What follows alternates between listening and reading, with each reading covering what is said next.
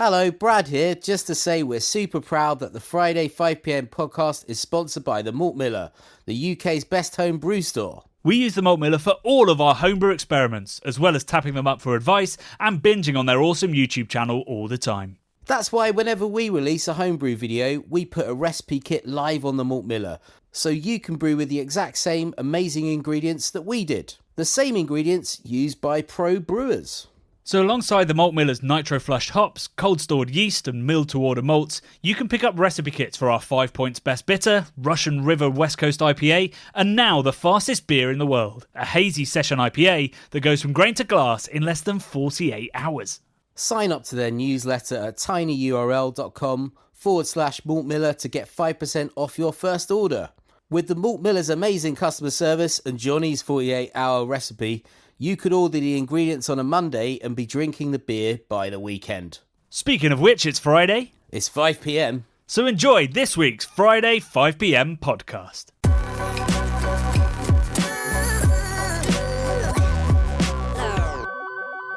It's Friday, and in my world, I think it's 11 a.m. for me right now. Wow. Are you in the past or the future? I can't remember. You're in the. I'm in the past. I'm living in the past, man. Living in the past, Johnny. That's always what people say about you. Living in the past, man. Living a dream. Who says that about me? Nobody. Absolutely Rat them out. Nobody. Yeah. Okay. Yeah. They better not, or else I'll come forward from the past. I'll do an opposite Terminator. Oh shit! I'll come with worse weapons, less technology. Wow. And some spicy words lose to them. Yeah, exactly. That's what I'm known for. Vengeful. Yeah. Yeah. Great. Love it. Yeah. How are you? What's going on? I hear we've got a beer festival coming up, Johnny, this summer. Oh yeah. We do have a beer festival. That was a neat. There was no way of seg in there whatsoever. But yes, we have a beer festival. It's been on sale for a week. Yeah. And we have sold a third of all our tickets. Mate, that's not bad, is it? In a week, it's not bad at all. So people need to get a jog on. Don't be living in the past. No. There we go. We got there. We found it. Yeah. So if you missed last week's podcast, we have launched a festival to celebrate our 10th anniversary. It is happening at the wonderful Hackney Brewery on the 16th of September, 2023. Amazing. Starting at 6 p.m, although there is a secret early party for Patreons. So now's the time to join Patreon, people, if you want to join us for a small, intimate version of the festival for a few hours beforehand. We've got we're working on 10 collaborations. We're up to 7 collaborations now confirmed. Damn, it's pretty good, isn't it? Can we announce some of these? Can we tell people some of them at least? Well, so we've already announced Omnipoyo, Beak, and Verdant. Amazing. Yeah. We can now add. There's one that's like 100% confirmed in that, like, we're talking dates. Yeah. And that is Siren. Whoa. Love it. So we're going to be brewing a big old. We're torn between a West Coast IPA and like a Heady Topper clone. I mean, my money's on the Heady Topper clone, to be honest. I feel like because they've tried to make those kind of beers before, yeah, they're very hard to make. We could find somebody else to do something. Well, we're actually Beak. We're doing a West Coasty beer. So nice. There's going to be plenty of bitterness, but also, of course, with Verdant, plenty of juice. For the IPA fans out there. But yeah, so there's lots more to announce. Oh, and of course, Hackney Brewery. We will be doing a collaboration with. Yeah. And that one, that's going to be a sour. Oof, that's exciting. And we're on the verge of confirming another brewery that's going to make Hackney make very sensible, refreshing summer sours. Yeah. We're on the verge of confirming with a very silly sour producer. Something a bit nonsensy. Yeah. Great. Love nonsense, Johnny. Yeah. Welcome to the Nonsense Show. So, and the Nonsense Festival, although it's called the Love and Beer Festival. Should have been Love and Beer and Nonsense. Oh, yeah. Great stuff. But, I can't wait, man. So it's so good. It's going to be amazing. There's going to be pizza, there's going to be snacks, there's going to be bottle shares of rare and old stuff. I think there'll be some aged Orval and Monster Munch thrown in. And hopefully some stands from other food producers, beer producers, different bits like that to keep you entertained. And tickets are available in the link. Juggling? Only if you eaters? No, we haven't got fire eaters, sadly. Unless anyone's listening who is a juggler of a good level or a fire eater. Yeah, I mean, if you've got circus tricks, bring them. Unicycle, I'd love a unicycling. What is it fire with you eater. and unicycles? Have I mentioned unicycles before? Yeah, Have I? Oh, I used think to a like couple of times. there was a Super Nintendo game which was you were a unicycle, and it was a bit like Sonic the But Hedgehog. not even somebody riding on a unicycle. No, You were no. a unicycle. Yeah, it was like a Pixar style unicycle where the little seat was his face, and it like kind I'm of picturing like the paperclip from Word, but no, it was cool. I can't remember what it was called. It's called like Uni Rally or something. It was so fast. I was maybe 10 years old when this was about. But if I was into psychedelic drugs as a 10-year-old and I was watching and playing Uni Rally, I think I would have lost my mind because it was so nobody's buying this. fast and psychedelic. It was just amazing. What you meant was when I was really into drugs, age 10. No, and definitely not. Definitely not. I was teetotaler. Yeah, Uni Rally. Maybe that's why I had a friend Owen. Well, I have a friend Owen who I believe learnt to unicycle when we were younger. But I don't think I've ever seen him unicycle. But I bet at art school they were all unicycling in, weren't they? The cycle park could fit twice as many bikes because it was all one-wheeled. Quite Nathan Barley-esque. Yeah, I don't know about unicycles. I did used to... My first job when I left art school, and I worked at a design agency with one other person who was the boss. It's like a start-up design agency. We had this whole floor. It was in Jamie Oliver land, but it was before it was owned by Jamie Oliver, this place.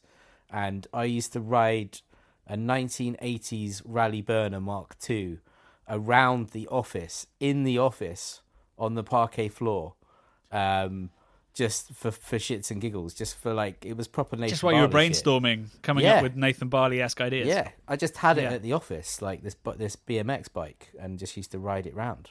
It's great. I guess when there aren't many desks. Yeah, we had a bit of space back then, so yeah, it was quite fun. But never a unicyclist have I been. Although, not bad at rollerblading, if I say so myself. Although I haven't done it. Rollerblading's a bit easier than the unicycle, isn't it? Yeah, oh yeah, way easier. I reckon people that unicycle probably have to have like a six-pack. It seems like it's all core. Good core. Yeah. It's core, isn't it? It's just it has to be rock hard, like just sort of like just super sturdy mid. Just to don't go to the gym, people. Just unicycle. Just get a unicycle. Yeah, like the people that sit on the giant balls that they're like yoga balls, or whatever. They sit on those every day, and I reckon they probably have a similar effect. I'm tailing off, Johnny. I'm tailing off. Save us. You're running out of unicycle material, are you? Yeah, I was just thinking back to the 3-hour film that I went to watch last night, which was mental. How good? Called Beau is Afraid, and it starred Joaquin Phoenix, ostensibly as a man with incredibly bad anxiety who didn't want to leave his flat, but it's really weird. I really enjoyed the first third of it, and I was laughing hysterically with my buddy Ollie. To pretty deadpan crowd. No one was really laughing at it. Very, very dark sense of humour. It's the guy that made Hereditary and Midsommar, which are kind of sort of Scandi-esque horror genre. But this is like, it's mental. It's totally mental. It's 3 hours of Joaquin Phoenix wigging out. 3 hours of him wigging out, mate. Yeah, there's a bit where there's a dude who's totally like he's like watching the news and he's like scared of everything, and it's saying that the naked stabber is around this area, and he goes outside and he sees this old dude with his willy out, covered in blood, with a knife, who just starts running at him, and then it's like super frenetic camera work. It's mental. The whole thing is totally bonkers. I kind of want to say go and watch it, but 3 hours is a long time. I really enjoyed the first hour. Second hour was meh. Third hour was a bit of a cheap trick, I think. Not to spoil it for anyone, but it was interesting. And I think that's what cinema should be about, and podcasts. Make them interesting, random. Yeah, anxiety. But as someone who suffers with anxiety, I was watching it thinking, kind of like, get this, but also it's so extreme that it's just like, yeah, debilitating anxiety he has. But yeah, it was an interesting watch, Johnny. Talking of anxiety, how are you doing with like zero sleep? I was waiting. I was going to be like, well, everyone, buy tickets to our festival. Yeah. End plug. End plug.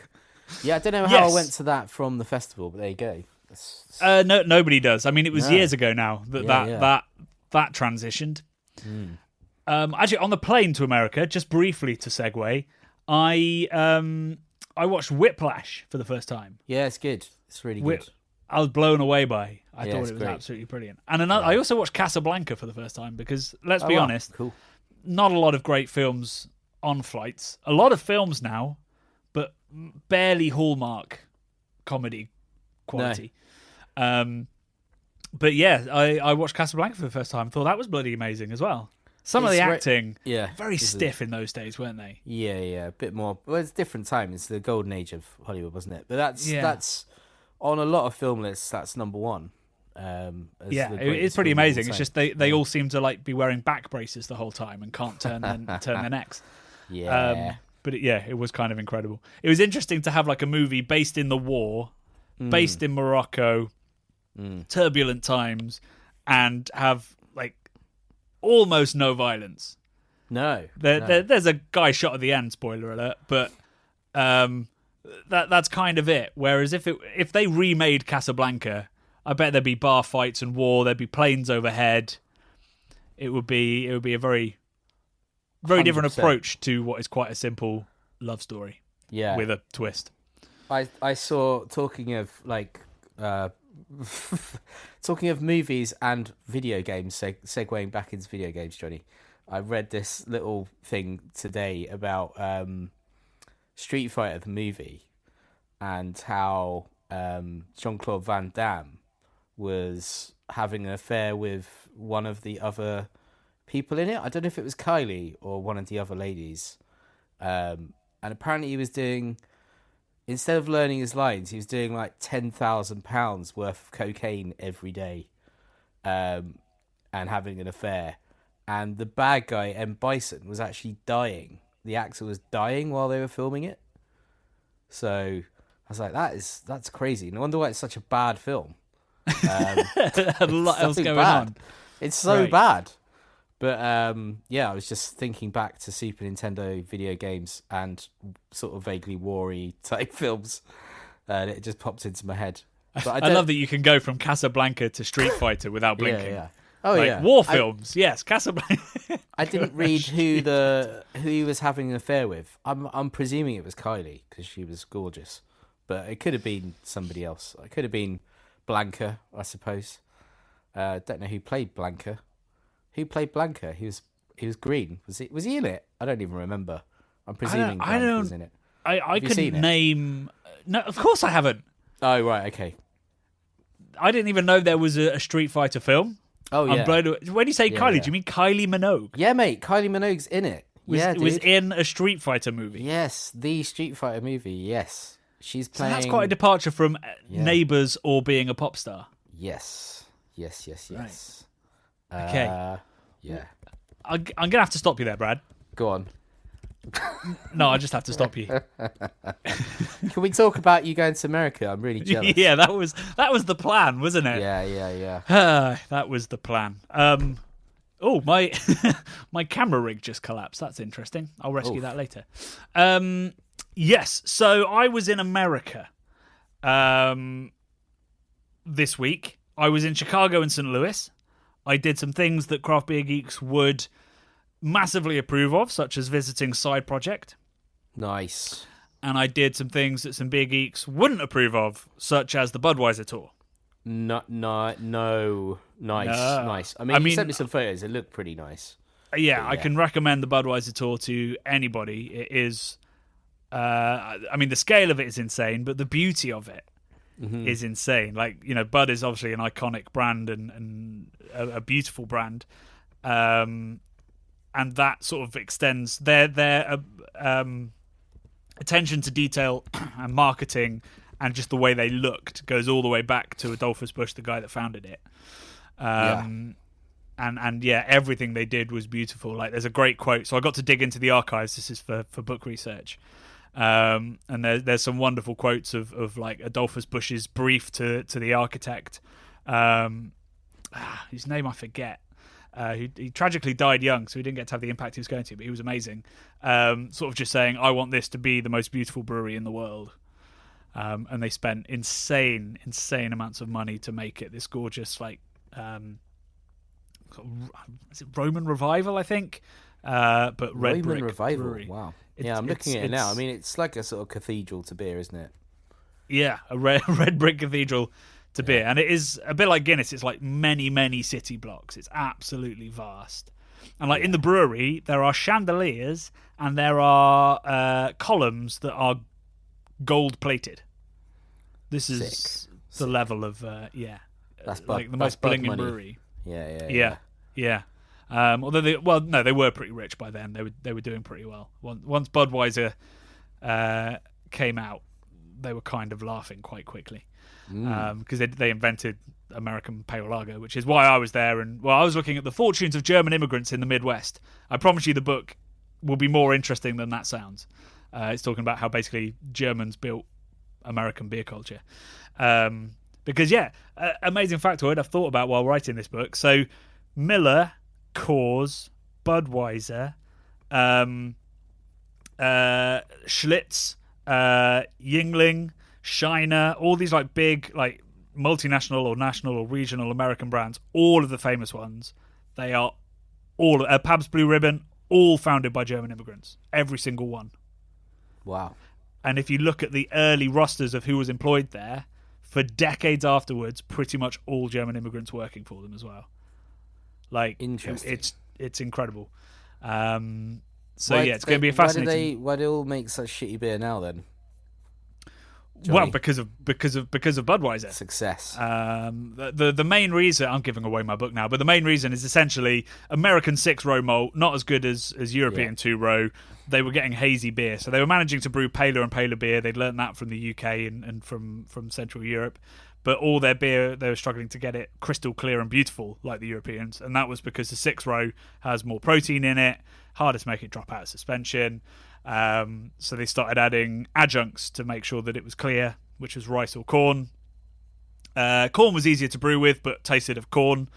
Rice was harder to brew with, but didn't taste of anything and made it lighter and brighter and crisper. So that's kind of why Budweiser, along with the incredible technology that they use, like, Adolphus went to the lectures of Pasteur and visited Carlsberg and all this kind of stuff. Along with that, he basically made the best rice lager, and rice was better than corn. So they brought a sort of German efficiency and engineering and embrace and of lager technology and lager yeast yeast and tradition, everything to America, and just absolutely dominated. And they even brought the beer gardens. They started planting trees over the beer garden, over the cellars to be cool, so people would start drinking the beer gardens. But the American natives not the American natives, the English essentially, who were there already, did not take kindly to the Germans for a long time. So there's quite a bit about that as well in the book. I think it was just jealousy, just watching the Germans hanging out with their families and drinking in the beer gardens while the Americans were drinking shitty bootleg whiskey in dark saloons and spitting at each other. The book's going to be a little bit less biased and a little bit bit more interesting than that. But so that's what I was doing. But obviously, I had amazing beer, met lots of people. I bumped into while exploring. Before what Yeah. everyone's really waiting for. Did you go to the gift shop and did you buy me a beach towel? That there were no beach towels, no Budweiser beach towels, I'm afraid. Are you kidding me? What? Yeah. This My is wife an asked for a outrage. Budweiser tank top, and there was one Budweiser tank top, and it wasn't very good. Well, she can buy one of our Be Wiser ones. Exactly. Well, she's got a hoodie, I think, already. But the gift shop did not yield the results. You could have had a Michelob one, I think it was. Maybe it was a Busch Light one. Not so just, magical. What, they had Not those such as iconic beach towels, brands. but not Bud. That's Well, fucking shit. but Budweiser as a brand now, Yeah. Bud Light overtook it and dwarfs it. But I've definitely seen a beach towel which is the label of the Budweiser beer, which is undoubtedly a beautiful design. Yeah, but that brand. I'm not saying it's dying, but that brand is not half as interesting to people as it used to be. Bud Light is the one they push. So the blue, they might have reduced Bud Light, their and also I think probably they want to associate Bud Light with beaches and probably Budweiser with like, I don't know, like dive bars and like cool urban places for Bud. Maybe. And then Bud Light is the. Does it have a sense that it might become cool at some point, like PBR? Budweiser. I think Budweiser's too big to do what Pabst did. Yeah. That's because they're like the underdog, I suppose, aren't they? So. And kind of. Although they were and are still one of the biggest breweries in America. Huge. But yeah, so I explored lots of other non-macro breweries. Yeah. At one, so I was very kindly taken round by the owner of STL Beer, which is a non-profit that sort of promotes breweries in St. Louis.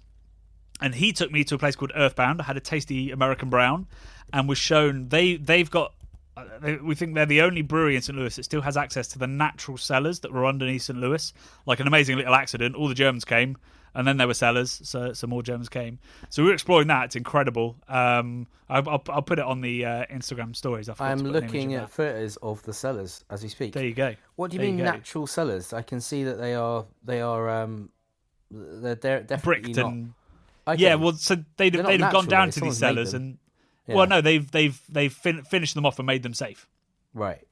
So there were natural caves under there that they've gone in. Oh, I see. Yeah, and they've made it safe to be working in.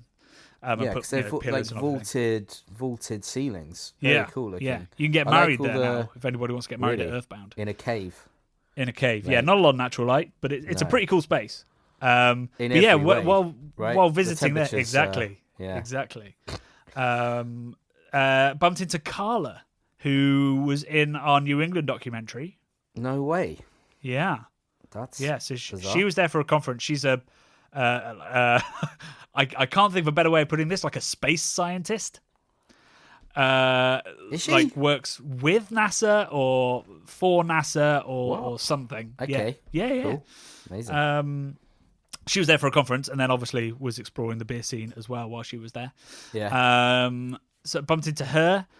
We went to Side Project, had a wonderful time there. I've brought us back 2 delicious mixed firm beers so we can do a hype train episode on Side Project. Sick. But I already know they're going to be worth it. It was a Rawaka dry hopped like mixed firm pale. So it was about 6%, like so limey, but also like honeyed and multi wheaty. Like crazy refreshing, crazy limey, but also deliciously complex, like little oaky notes and obviously lots of Brett. It was just like pineapple-y Brett. It was just the best wild ale I've had in a long, long time. It was really, really special. Awesome. And I had a great cherry beer which I've brought back for you to try because it was delicious as well. And I went to Dovetail in Chicago, which was amazing. That is a space you would love, Brad. Particularly because their colouring is a lovely yellow, a bit like our beer school book. Nice. And it's everywhere. It's all lovely sort of yellow and beautiful lights. It's an old warehouse, and then oak barrels, and then they just make like all open fermented lagers and Hefeweizens and spontaneous beer. Everything goes through the cool ship. It's a beautiful, amazing place. I'm looking at photos of the tanks that are bright yellow. Yeah, the bright yellow tanks. Yeah, I saw them. I was like, Brad would love this. Got a tiled floor that's like a sort of beehive-esque somehow because it's got those lovely hexagon tiles, but little interspersed yellow tiles. Interesting. It's amazing. So Side Projects is just in Missouri. So what states did you go in? Just Illinois and Missouri. So I got the train down, but Illinois is quite long. Yeah. And actually St. Louis, I think if you go over the other side of the river, you're back in Illinois, so it's right on the border. Yeah. It looks like it's split by that, whatever that river is. You would know. Yeah, well, like all these American towns, like St. Louis looks like a massive place, but it's freaking Mississippi River. I didn't even realize. Yeah, man. Cool. So you roll over the Mississippi on the train, and you've got on the right, you've got that incredible arch that St. Louis is famous for. And on the left, you've got the Budweiser factory. It's quite like everybody on the train is like craning their necks going, which one do I look at? When you say the arch, do you mean the big like bubble thing? The big chromey thing? Well, that's Chicago. Google St. Louis Arch, mate. That's going to blow your mind. St. Louis Arch. Okay. This is... I don't know how this is working on a podcast. Hopefully everyone's still listening. Well, hopefully people know the St. Louis Arch. It's pretty famous. St. Louis Arch. I don't think it's... Is it, Johnny? Because it's not coming up. I can't spell, though, so I've probably spelled St. Louis wrong. How have you spelled St. Louis? Louis. Yeah, and the arch isn't coming up. Oh, hang on. It's auto-corrected to project. What the hell? Why did it do that? Anyway. This is great podcasting. I know the arch. Yeah, I've seen that. I wouldn't have known it was there, though, to be honest. Oh, right. You just knew there was an arch that size somewhere. Yeah. There was something... I can't remember. There's some factoid about how they managed to build that and connect the two halves together because... They built them from each side, obviously, upwards, and then it like arches over. Right, yeah. Because it's an arch. Yeah, that scaffolding must have been terrifying. Yeah. You can go up in it, can't you? Yeah, you can. I didn't have time, but you can. And it's like 200 meters tall, I think. So it is crazy. Yeah. Crazy. Like going past it on the train, it looks like. Do you know what it reminded me of? You know the ships in Arrival. Yeah. Like it had that kind of like epic. Yeah, I don't know. It just felt like an alien thing, and it just reminded me of Arrival. I mean, I can't. I didn't expect to be impressed, and I didn't go anywhere near it. But it's just like, holy crap, that's bigger than most of the buildings in St. Louis. It is ginormous. Does look wild. It looks totally wild. It looks like a total waste of energy. Like, mate, it's got 4.7 on Google, according to what I'm looking at. So. Millennium Dome-esque, isn't it? It's a sort of like a big project that they've made. You build it and then go, right, what was this for? Yeah. Except it's not even a frigging dome. They can't put anything under it. Although I guess it's just a big park, isn't it? So, yeah, nice. Yeah, I think so, yeah. Great, man. Anyway, managed to not talk about beer again. So, yeah, went to Dovetail, went to Pilot Project, which is a brewery incubator. So essentially like a contract brewery for new brands, where I tried some beers from Flora Brewing, a great homebrew YouTube channel run by Sarah, and had a lovely West Coast IPA from her. Although she's having to change the name of the brewery because there is quite a famous brewery in America with Flora in the name. So that's thrown a spanner in the works. So by the time she gets some proper distribution, she'll have a different name. But we'll let people know what that name is. Where else did I go that was great? Oh, Middlebrow, which tiny brewery. It does. Yeah, I don't quite know. Middlebrow Bungalow is the full name. Oh, weird. Okay, is it anything to do with eyebrows and having a unibrow, like in the middle of the brow? Not that I could. It could be like high or low brow, like somewhere in the middle. Okay, so it's like a German brow, like a meaning Broy kind of thing, yeah? No, like an eyebrow. Yeah, but like if you say highbrow, that's not actually spelled BRAU. That's just how we've done it for funnies. Yeah, you're talking to a dyslexic person here, Johnny. Right. Yeah, I just wasn't sure whether it was a joke or what.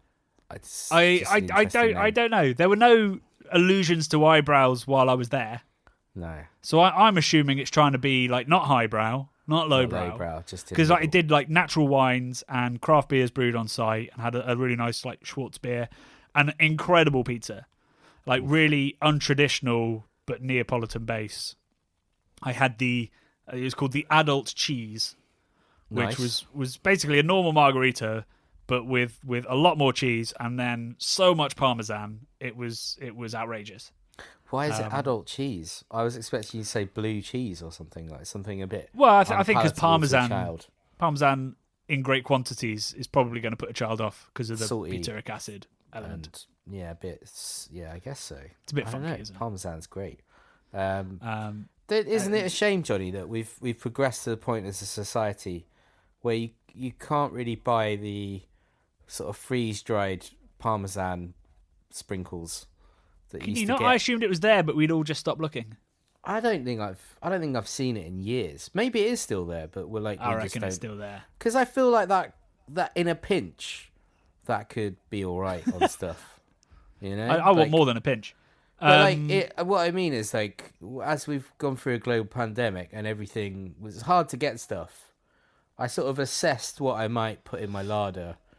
And I thought, I'm not sure on the craft beer channel we can be singing the praises of heavily processed fake Italian cheese. Is it fake? It's not fake cheese though, is it? It's just like freeze dried or something and sort of made into tiny dust. Do you know what? I don't know, and we've done enough Googling on this episode already. Yeah, but maybe next week I'll come at you with how they make what is essentially powdered mature Italian cheese. It would just cheese. bring me back to a time in my life, Johnny, where I genuinely enjoyed eating a Pizza Hut. We've all been there. We were I all there with you. Anymore. I mean, it was great. In my childhood, it was the best thing ever. Pizza Hut. Fun Factory. Do you remember Fun Factory with the ice cream? I think it was called. Oh, yeah. It's why whenever I walk into a place. In fact, I'll tell you, very recently I was reminded of it when I was at Centre Parks. Oh, yeah, go on. They had ice cream machines in the. God, was it in the Mexican place that had the robot? Oof. I think it was, but they were out of order. Oh, the classic Oh wait, it was in the American bar. They had them. They had like 4 of them, and my heart leapt and then sunk. I had heart whiplash. Yeah. There's something quite magical as a child being given the responsibility to pull your own ice cream. Yeah, and then choose your own treats on top. Put all the sprinkles and whatever on it. Amazing. And you'd always put chocolate on it and then break your teeth. Yeah, they're like chocolate that goes hard and all that. Yeah. You don't want to freeze chocolate. Anyway, beer. Back to beer. So I had great pizza at Middlebrow. I recommend anybody that goes. I also I had great food at Green Street Meat or Meat Green Street. Meat Street Greens? Isn't Green Street a football thug movie with like Danny Dyer or someone in it? I haven't seen that's out of my wheelhouse. That's way out of my wheelhouse. I think it's a football hooligan movie. But I'm glad you've managed to find another way to drag me away from beer again. Yeah. So hang on, Johnny. Did you eat any Chicago style pizza? Deep dish? I did. Okay. I did. I had. Well, that's a bone of contention to the Chicagoans because they don't really eat deep dish. They tell me not deep dish. Well, it's upside down though. It's like they have the sauce on top. No, that's just deep dish or pie. So I had a deep dish and it was good. You know what you lack in a deep dish is the caramelization of the cheese.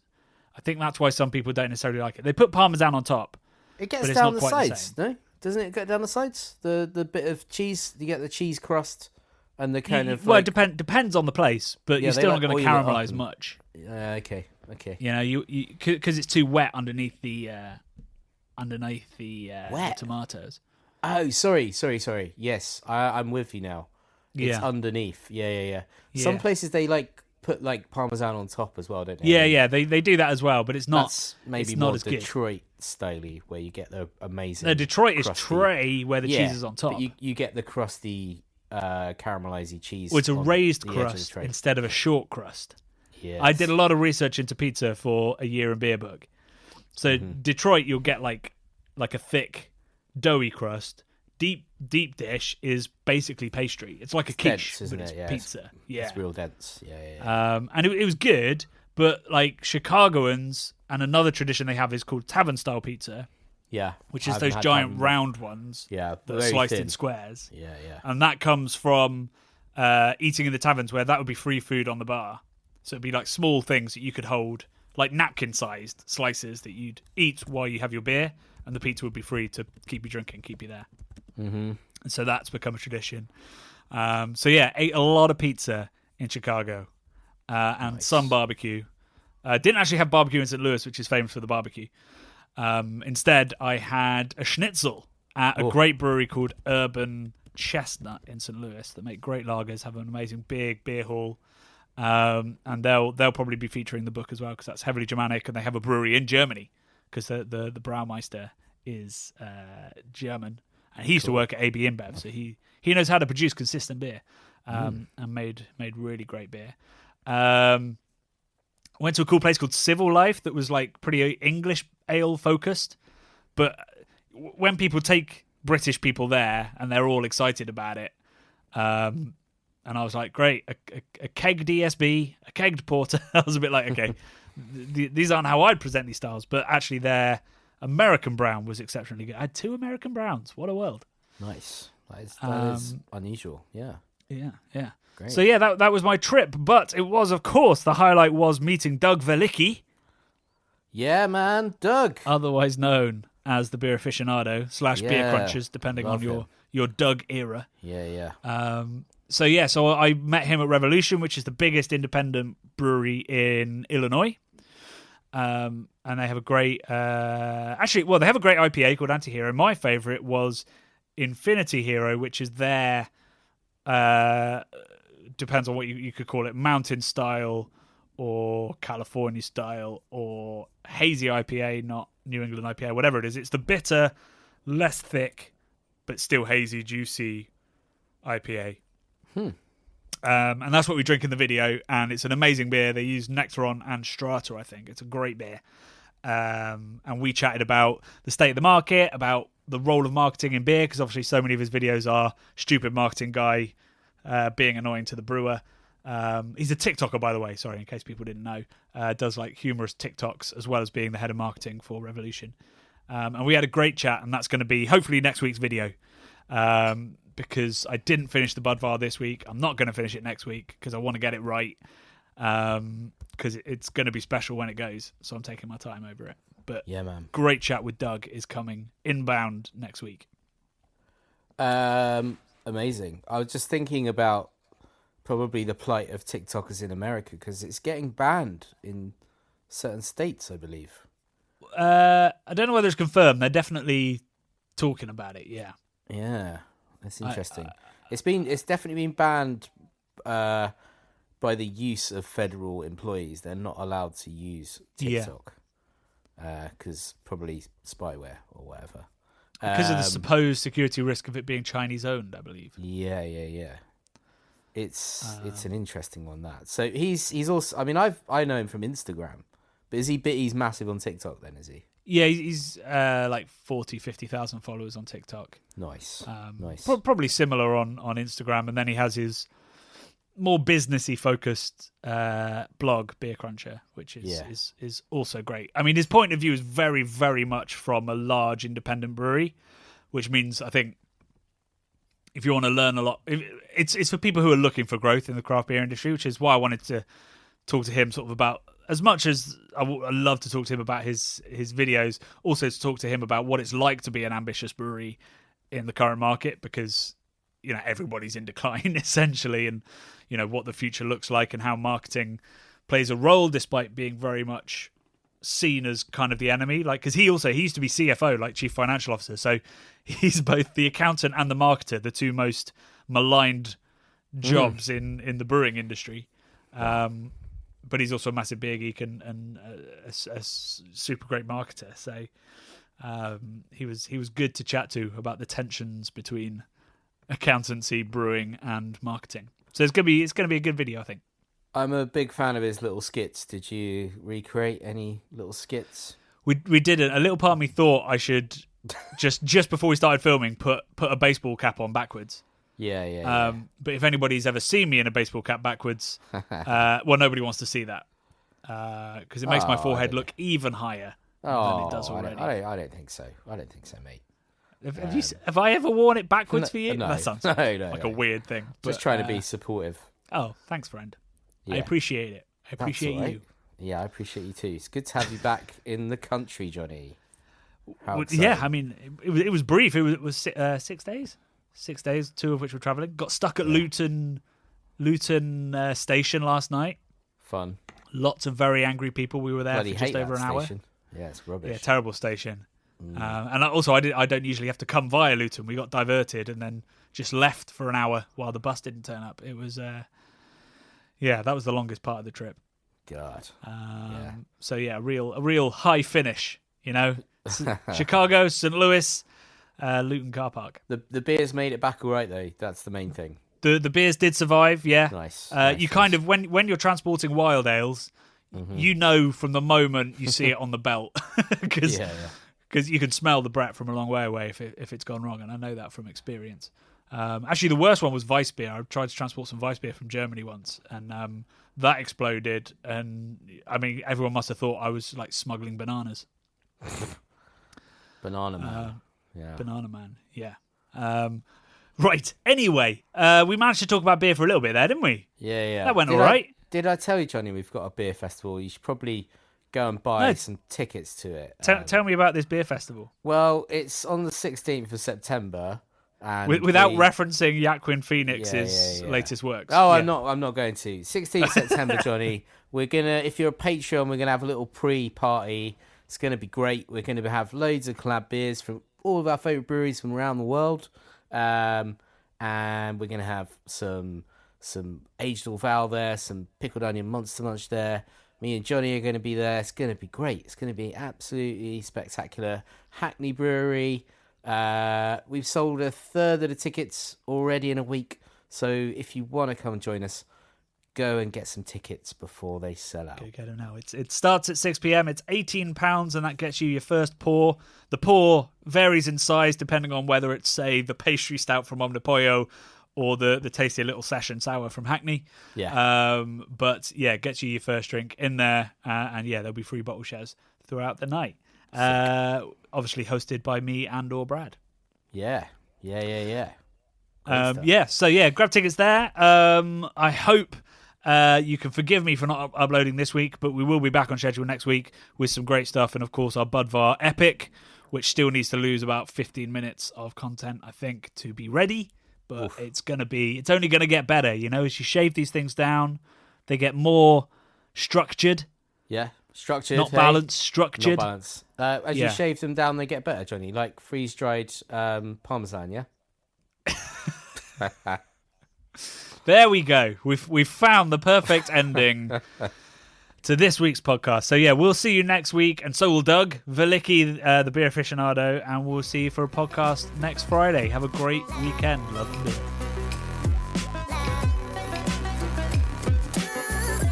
The Bubble and Friday 5pm podcasts are brought to you by the nerds behind YouTube's craft beer channel. You can watch over 400 mini documentaries at youtube.com/the craft beer channel, and if you love what we do, support us via Patreon and get access to merchandise and our amazing Discord forum, a positive and welcoming space for everyone who loves beer, food and homebrewing. Love and beer.